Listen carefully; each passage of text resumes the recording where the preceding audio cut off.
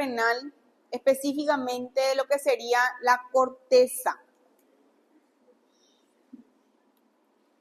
Bueno, entonces recordar un poquitito cuando hablamos de suprarrenal, tenemos dos sectores, ¿verdad? Tenemos la corteza, que corresponde al 80%, donde se producen 3 grupos hormonales: los mineralocorticoides, los glucocorticoides y los andrógenos. El 20% corresponden a la médula, que secretan las catecolaminas, o sea, la adrenalina y la noradrenalina. Tenemos entonces en la corteza varias zonas, ¿verdad?, que secretan la aldosterona, el cortisol y las hormonas sexuales, ¿verdad? La androstenediona y la bueno, eso, no me sale. Bueno, entonces las catecolaminas que se producen en la médula regulan lo que es toda la parte del simpático, ¿verdad? Ustedes ya saben. Las mineralocorticoides regulan el líquido corporal, excreción de potasio, reabsorción de sodio, y las glucocorticoides, todo lo que sería la regulación de los carbohidratos, también tienen acción sobre las gluconeogénesis y también sirven para los antiinflamatorios. Al igual de lo que vimos con las hormonas tiroideas, también están reguladas por una retroalimentación negativa. Entonces, el hipotálamo, hipófisis, ACTH, suprarrenal, y se liberan en este caso los glucocorticoides. Bueno, acá tenemos un ejemplo bastante interesante que ustedes ya habrán visto. Acá está, la dehidroepiandrosterona. Ese no me quiere salir.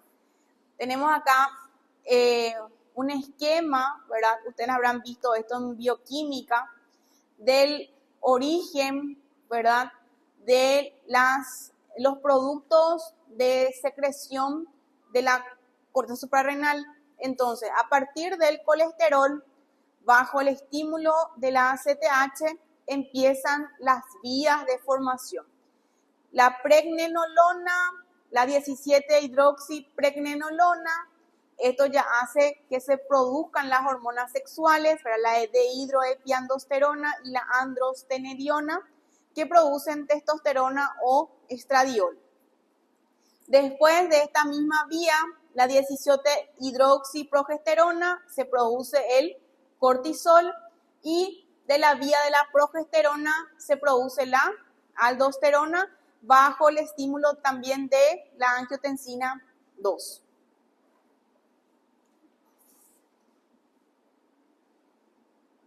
La misma cosa. Entonces, el precursor común para todos ellos es el colesterol, ¿verdad?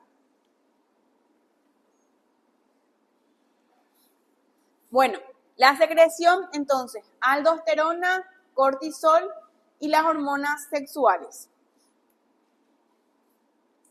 Bueno, entonces son estimulados por ACTH, el cortisol y los andrógenos también son secretados en su estado libre. Perdón, me tiro.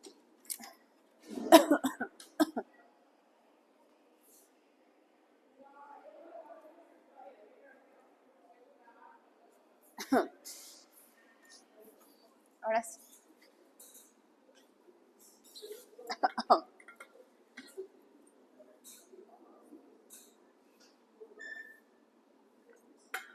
Bueno, entonces estos se quedan en su estado libre y van a la circulación a partir de sus proteínas transportadoras, la globulina fijadora de corticosteroides y la albúmina para la aldosterona.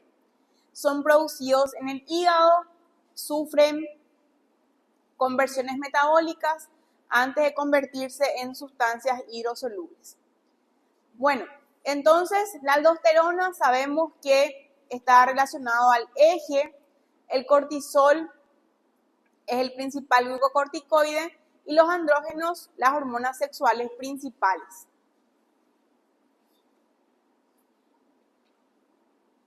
Bueno, acá entonces recordar un poquitito, también pueden ser el dosaje, ¿verdad? Pueden ser marcadores de envejecimiento en algunas circunstancias. La aldosterona, cuando hay en estado aumentado, puede producir disminución de potasio, debilidad muscular. El cortisol también vamos a ver algunos efectos que puede producir. Y recordar que el cortisol tiene su mecanismo típico, ¿verdad? Si nosotros queremos estudiar, que tiene un pico máximo entre las 6 y las 8 y luego empiezan a declinar. Y esto también puede verse afectado por el estrés, la depresión, la psicosis y otras hepatopatías. Y cumple una función en respuesta al estrés. Bueno, entonces los mineralocorticoides regulan los niveles de sodio y potasio para el equilibrio. El cortisol básicamente también tienen la función para la respuesta al estrés. Bueno, esto ya vimos, la regulación. Entonces, ¿para qué sirve el cortisol? Respuesta al estrés, estimula la producción de glucosa, promueve degradación de proteínas y también facilita la movilización de ácidos grasos. También sirve para la conducta, por eso que está relacionado al estrés, antiinflamatoria, inhibe las prostaglandinas, suprime la respuesta inmune y también puede estimular el aumento de andrógenos. Por eso que la gente, no sé si ustedes ya escucharon hablar, ¿verdad? La gente que maneja o que trabaja con el adelgazamiento, ¿verdad? Adelgazamiento, adelgazamiento, sí, de la importancia del cortisol. Siempre dice, una persona estresada difícilmente va a bajar de peso. Y claro, acá está, esto es fisiológico, ¿verdad? Tu azúcar va a estar alto, tus ácidos grasos van a estar elevados, vas a estar con un cuadro autoinmune y también puedes tener hirsutismo. ¿Cuáles son las causas que pueden producir un aumento de cortisol? Bueno, primero, que el paciente tenga un tumor en la glándula pituitaria que sea estimulante del cortisol, y esto se llama enfermedad de Cushing, o por que el paciente consume en grandes cantidades fármacos que tienen corticoides de ACTH ectópico que estimula el cortisol y producen el síndrome de Cushing. Y el exceso de corticotropina también puede producir la enfermedad de Cushing. Entonces, acá vemos la regulación del ACTH, la corteza, el cortisol y sus efectos. Bueno, chicos, tienen que saber. Tema examen. La fila 9 ya, sí, 8 fue el otro.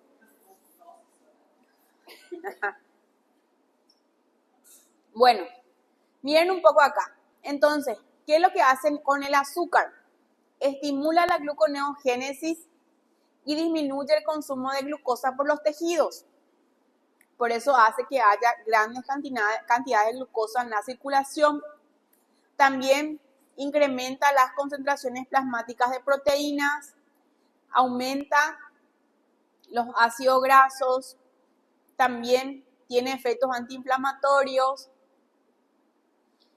inhibe la respuesta inmunitaria, causa atrofia del tejido linfático, reduce la fiebre, también puede contribuir en estabilidad emocional y también una falta de respuesta a las influencias humorales y neuronales.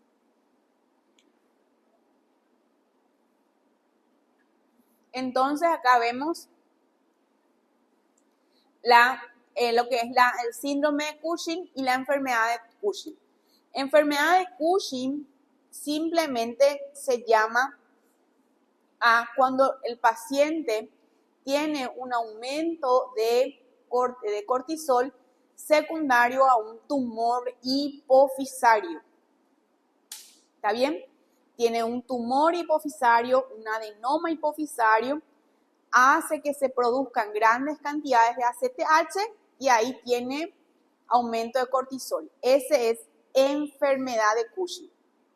Las otras formas en las cuales el paciente tiene un aumento de cortisol se llama síndrome. ¿Está bien? Eso tienen que saber. Entonces, enfermedad de Cushing hay solamente uno, por una causa, por un tumor hipofisario. Tumor hipofisario. El resto es síndrome de Cushing.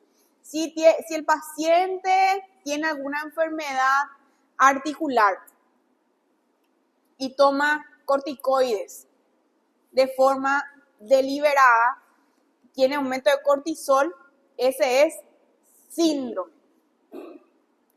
Si tiene un tumor en la glándula pituitaria que produce aumento de cortisol, es un síndrome. Si tiene un tumor por ejemplo, microcítico en el pulmón que hace que se produzca ACTH de forma ectópica, es un síndrome. Solamente es enfermedad cuando es por tumor hipofisario. ¿Entendieron bien? Ese es un error conceptual que muchas veces suelo ver. Enfermedad es cuando hay aumento de cortisol por un tumor hipofisario. El resto es síndrome. Por ejemplo, acá vemos, ¿verdad? Variante suprarrenal, ectópico o farmacológico. Entonces, ¿qué va a haber? El paciente, ¿qué va a tener?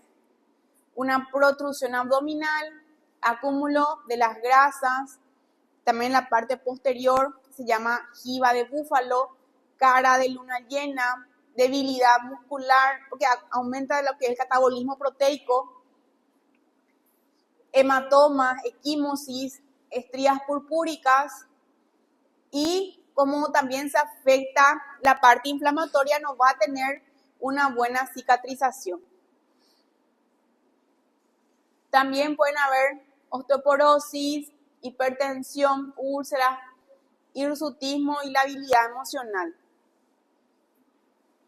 Ahí vemos la fascia de luna llena, debilidad muscular, diabetes mellitus por el aumento de la glicemia en plasma, hipertensión por la retención de sodio.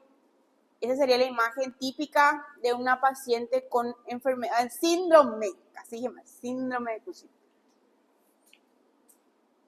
Hirsutismo, acné, labilidad, inhibición, úlceras, etc. Diagnóstico es con el dosaje, ¿verdad?, de ACTH. Se hace con una prueba de supresión de dexametasona y buscar la causa, ¿verdad? Si es que buscar si hay algún tumor con resonancia magnética o si el paciente es consumidor crónico de corticoides, que suele ser una de las causas más comunes. Después tenemos la hiperplasia suprarrenal congénita. En este caso existe una insuficiencia de cualquiera de las enzimas para producir el cortisol. En este caso, la aldosterona, ¿verdad?, la principal segregado de la corteza, el 90%, están regulados por el sistema renina-angiotensina-aldosterona. Aumenta la reabsorción de sodio, secreción de potasio. Por eso la persona que tiene una aldosterona aumentada va a tener poco potasio. Incrementa la presión sanguínea. Y pueden ser, por ejemplo, por causas primarias que pueden producir un exceso de aldosterona, que tenga un adenoma secretor, que tenga una hiperplasia o un carcinoma. Entonces el paciente va a tener mayor predisposición para la retención de sodio, entonces va a tener hipertensión. Va a eliminar potasio, entonces va a tener hipopotasemia. Y eso va a causar fatiga, debilidad, calambres, etc. Diagnóstico, dosaje, ¿verdad? De potasio, medir la presión y los estudios de imágenes. Bueno, vamos a descansar porque no puedo hablar. 15 minutitos y volvemos, ¿está bien? Ya vimos lo que pasa cuando hay un aumento, ¿verdad? En la secreción de la aldosterona, un aumento, la hiperplasia, ¿verdad? La hiperplasia suprarrenal, entonces hay gran cantidad de aldosterona, entonces la presión sube, se pierde mucho potasio, etcétera, etcétera. Bueno, ahora vamos a ver lo que pasa cuando no hay, ¿sí? Cuando no se pueden formar estas hormonas y son los estados de insuficiencia suprarrenal. Hay primaria, secundaria y terciaria. La primaria se llama enfermedad de Addison. ¿Qué es lo que pasa en la primaria? En la primaria es cuando se producen patologías, enfermedades autoinmunes, infecciosas, lo que sea, que dañan la parte glomerular, se daña la corteza, ¿sí? Entonces no se produce cortisol, no se produce aldosterona, no se produce tampoco las hormonas sexuales. Primaria, entonces es esa. Secundaria es cuando hay una alteración del eje. El eje está alterado y no se estimula la producción de las hormonas. Entonces, primaria, enfermedad de Addison, destrucción de la glándula suprarrenal, y la secundaria, como les dije, el eje está alterado. Entonces, la primaria, por ejemplo, como les dije, autoinmune es la más común, o por la tuberculosis, un proceso carcinomatoso, histoplasmosis, etc. En el contexto de un paciente que es portador de VIH, también pueden padecer. ¿Qué va a tener el paciente entonces? Van a haber pérdidas de sodio, acuérdense, la aldosterona hace que aumente la reabsorción de sodio. Entonces, si no hay aldosterona, ¿qué va a pasar con el sodio? Se va a eliminar, ¿ok? Entonces, pérdida de sodio, el paciente va a tener hiponatremia, pérdida de líquido, va a haber poca liberación de potasio, porque lo que él hace es reabsorbe sodio y secreta potasio. Entonces, el sodio se va a ir y se va a quedar el potasio, ¿verdad? Entonces va a haber una hiponatremia y una hiperpotasemia. Hipoglicemia, bajo gasto cardíaco, atrofia y destrucción de la suprarrenal y poca tolerancia al estrés, obviamente porque su cortisol también va a estar bajo. Hipotensión, deshidratación, colapso vascular, una hiperpigmentación, ¿verdad? ¿Por qué? ¿Por qué? ¿Por qué? ¿Por qué? Porque va a haber un aumento de ACTH. Acuérdense que todo lo que vemos en la parte hormonal está mediada por retroalimentación negativa, ¿verdad? Entonces, el ACTH va a decir, ¿por qué no tengo aldosterona? ¿Qué es lo que pasa? Entonces, va a aumentar su secreción, va a aumentar la secreción, pero no se va a producir ACTH o no se va a producir aldosterona. ¿Por qué? Porque no va a haber tejido para que produzca. No es porque no se puede producir. Entonces, este aumento de ACTH de forma por la retroalimentación, ¿verdad? Por la fisiopatología de la enfermedad, hace que el paciente tenga un color más oscuro, ¿sí? Que es un aspecto tipo bronceado. Y también las encías y membranas azul negruzcas. Entonces, acá las causas, ¿verdad? La clínica, entonces, aumento o pérdida de sodio, reducción de la filtración de potasio, hiponatremia, fatiga, debilidad. Y acá vemos la coloración bronceada. Acá la clínica asociada al déficit de glucocorticoides, hiperpigmentación, pliegues, encías. Acá hay una diferencia entre la primaria versus secundaria y terciaria, en donde principalmente la secundaria y terciaria no está asociado a cuadros autoinmunes que sí está presente en la primaria. Y la secundaria o terciaria tiene que ver un defecto hipotalámico, ¿verdad? Algunos fármacos que suprimen al eje, que van a producir una atrofia de la corteza y pérdida de la producción de cortisol, por ejemplo. Secundaria a una cirugía, o sea, un estrés prolongado, por ejemplo, también puede afectar el eje. Entonces, la extirpación quirúrgica de la hipófisis y la terciaria, por ejemplo, es la interrupción brusca de glucocorticoides exógenos, por ejemplo. O sea, una persona, por eso siempre es importante, ¿verdad?, tener en cuenta el manejo de los corticoides. Entonces, por ejemplo, si una persona consume de forma crónica y nosotros queremos retirar, tenemos que hacer una retirada paulatina, ¿sí? Por ejemplo, una crisis asmática, ¿ok? 3 a 5 días yo puedo dar corticoides y puedo suprimir de forma brusca, sin problema. Ahora, si voy más de 7 días, ya tengo que hacer una reducción paulatina, porque si suprimo de forma brusca, puedo causar una insuficiencia suprarrenal. ¿Entienden? Porque el tipo está acostumbrado a tener mucho corticoide y de repente ¡paf!, le quitas, ¿entiendes? Entonces, pues tiene que ser paulatino. Eso tienen que saber.